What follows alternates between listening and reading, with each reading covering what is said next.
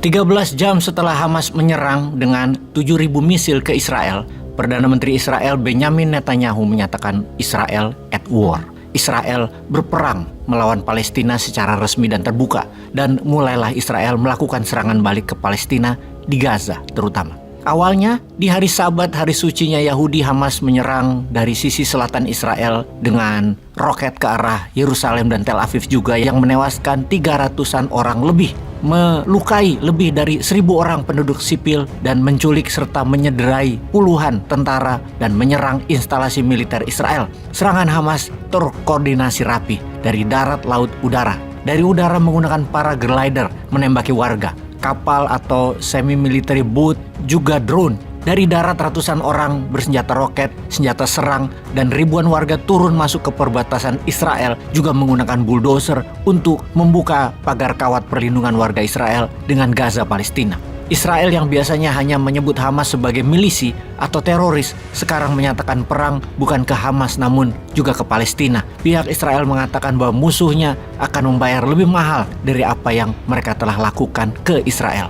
Akan sampai berapa lama hal ini bisa berlangsung? Semua tidak ada yang tahu karena kemarahan dua belah pihak antara Israel dan Yahudi adalah cerita lama, dendam lama, kebencian lama. Yang sekarang dapat dipastikan serangan Hamas merupakan surprise attack, tidak ada yang memprediksi sebelumnya. Juga merupakan serangan pembuka yang sukses. Bahkan Mossad, intelijen Israel, kecolongan dalam hal ini. Sesuatu yang mereka jaga bertahun-tahun akhirnya terjadi juga. Israel off guard, lengah, sehingga ribuan milisi Hamas dan penduduk Palestina yang mendukungnya masuk ke wilayah Israel yang bagi Palestina itu wilayah mereka. Hamas memberi nama penyerangan tersebut Operation Al-Aqsa Flood, yang kemudian oleh pihak Israel 13 jam kemudian di tanggal 7 Oktober dibalas dengan Operation Iron Sword, yang sampai informasi ini diturunkan telah membunuh 400 warga dan mencederai lebih dari 2.000 warga dan tentara Palestina beberapa jam setelah operasi itu diluncurkan.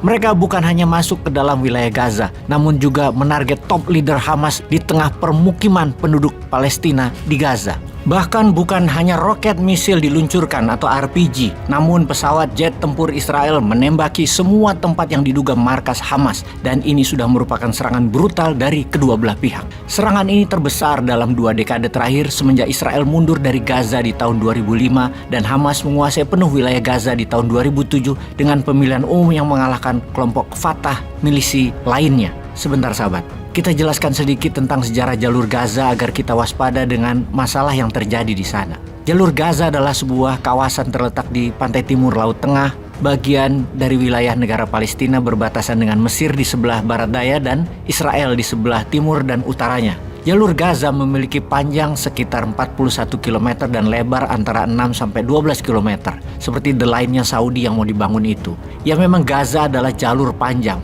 Populasi di jalur Gaza berjumlah 1,7 juta jiwa. Mayoritas penduduknya merupakan pengungsi Palestina yang melarikan diri ke Gaza setelah meletusnya Perang Arab-Israel di tahun 1948. Pada awalnya, jalur Gaza secara resmi dikelola oleh pemerintah seluruh Palestina yang didirikan oleh Liga Arab pada bulan September 1948. Sejak pembubaran pemerintah seluruh Palestina tersebut pada tahun 59 dan 67 atau pada tahun 1959 hingga tahun 1967, jalur Gaza secara langsung dikelola oleh Mesir.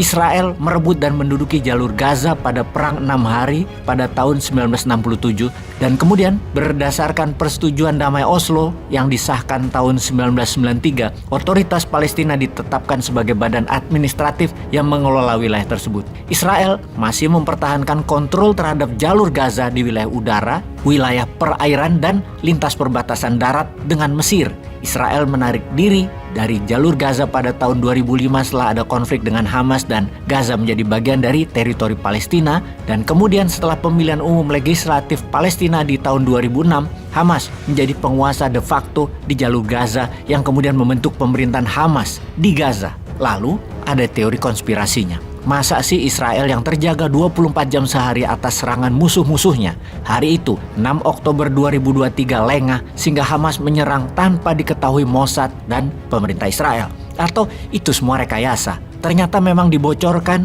dan dibuat lengah, Yang mana ini semua sebuah kesengajaan yang dirangkai dengan cantik oleh Israel sehingga Hamas bergerak, sehingga ada alasan Israel untuk mengambil Gaza. Dan kakak tertua Amerika ada proyek senjata lagi yang baru selain di Ukraina dan Taiwan. Kita tunggu tanggal mainnya. Selalu waspada. Peace.